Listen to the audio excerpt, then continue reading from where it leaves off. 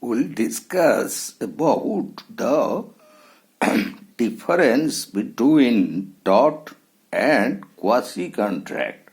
Quasi-contract is based on the principle that if any person has received any amount unjust benefit, he must return it to the rightful owner. For example, X received a horse from Y and paid the price of the horse to Y, honestly believing under the circumstances that Y is entitled to receive the amount. And later on, it turned out that Z, as the real owner of the horse, then Y has to return the amount to X because Y's liability is quasi-contract, because if he retained the money, he would be unjustly benefited.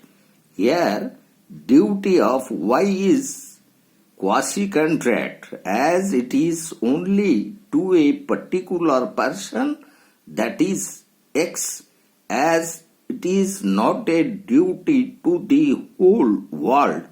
So quasi-contract liability differs from tort in two aspects. One is it may arise independently of the commission of any tort. For example, money received by mistake, contribution for common debt discharged. Second one, the claim in quasi-contract is usually for a liquidated sum of money. On the other hand, damages for tort are unliquidated by aggravating circumstances.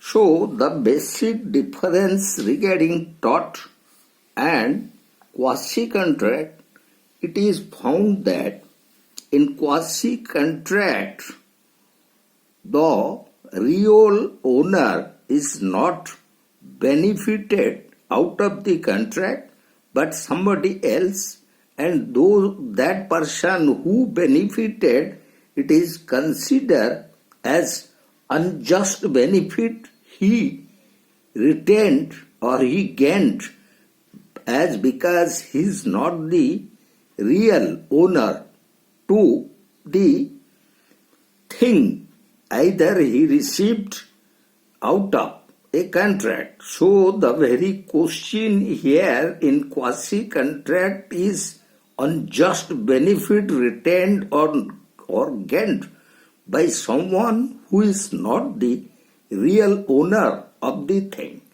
So also regarding damages, the same difference is between tort and quasi-contract. As damages in quasi-contract are liquidated damages of certain sum of money, as we discuss about the example that Y unjustly received the amount, but the real owner is Z. So that amount he received from X has to return to Z.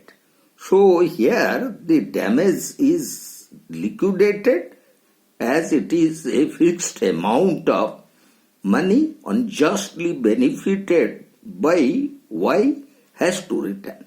That's why it is called liquidated damages. But in case of quasi-tort, the damage is not prefixed or not settled. So the damages would be decided according to the aggravating circumstances, and it rests upon the judges or the court of law to decide those damages according to the aggravating situation or circumstance.